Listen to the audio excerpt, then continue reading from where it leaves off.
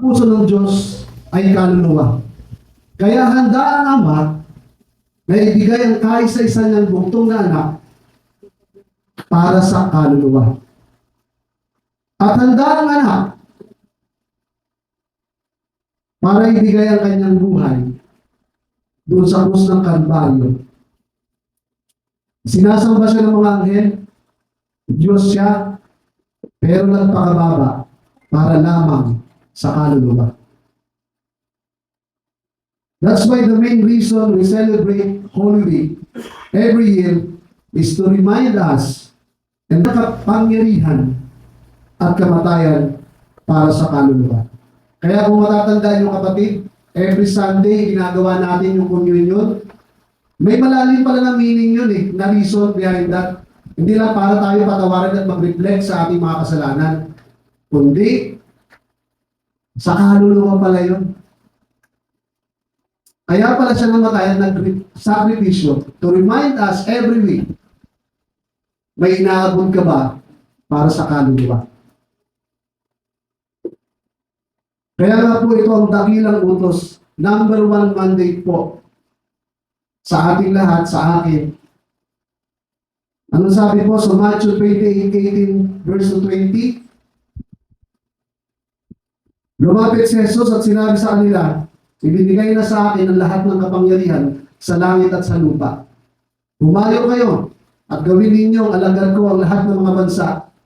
Bautismuhan niyo sila sa pangalan ng Ama, ng Anak, at ng Espiritu Santo. Turuan niyo silang sumunod sa lahat ng pinag-uutos ko at ako'y isa sa inyo hanggang sa katapusan ng mundo. So paano po tayo magbabahagi kung yung Matthew 28 verse 18 to 20 ay wala sa puso natin? Mga kapatid ko po, ako po hindi magaling. Ang Diyos lamang po ang magaling. Ang pagbabahagi po ng Ebanghelyo ay hindi pagalingan. Ako nga po minsan nauutal, nabubulol.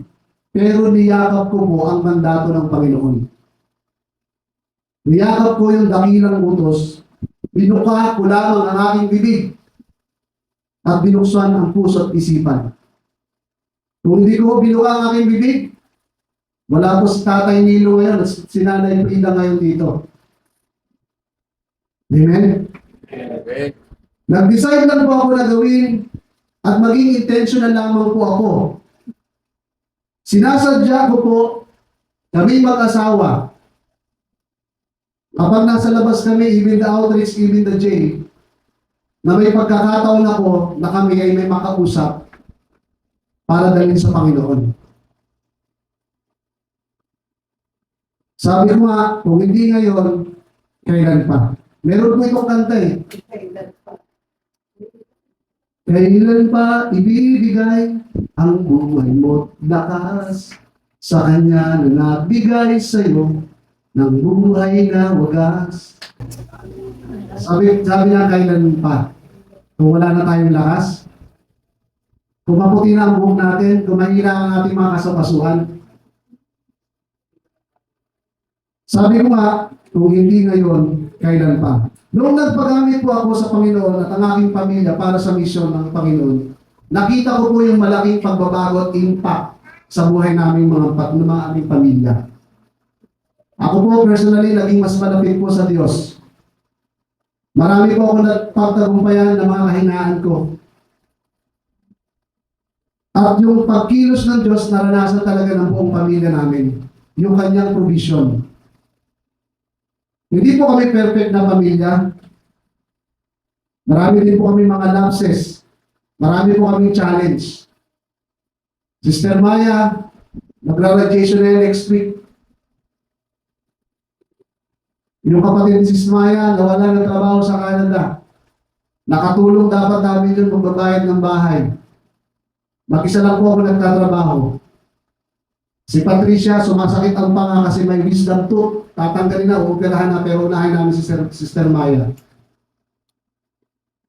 Marami kaming challenge. Pero alam niyang binibigay ng Panginoon kapag ikaw ay binibigay mo yung buhay sa paglilingkod sa Kanya. Binibigyan ka niya ng kapayapaan.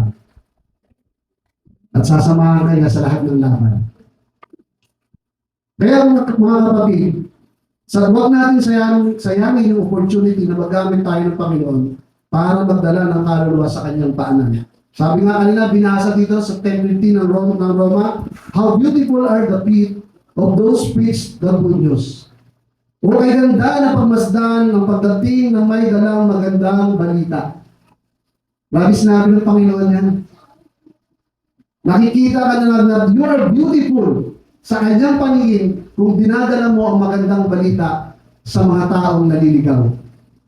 Kaya mapagamit po tayo sa Lord. Kung saan ka mang larangan tinawag, kung ikaw ay doktor, engineer, simpleng empleyado, businessman, nasa abroad ka, yan ang iyong mission field. Kahit isa-isa pa, isa-isa lang, hiligin mo sa Lord na may bigay sa iyo na kaluluwa para ma-minister mo. So tandaan natin mga kapatid, magkaiba ang soul winning sa ministry sa church. They are totally different. Kung ikaw ay song leader, kung ikaw ay nasa music ministry, nasa tech ministry, leader ka ng kababaihan, leader ka ng kalalakihan, ang purpose po niyan ay paglago mo. Involvement mo yan sa church. Pero magkaiba po ang soul winning. Ang soul winning para sa kaluluwa, para dalhin mo kay Kristo. Yung ministry mo sa church ay para sa mga ligtas na yan eh.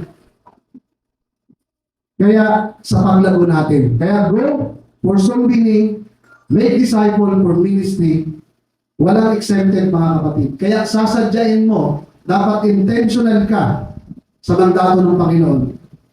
Ang sabi sa Jude 1:23, agawin natin sila saan? Sa apoy. Marami po ang naliligaw, marami ang nawawala, at marami ang namamatay ng walang Panginoon na tagapagligtas.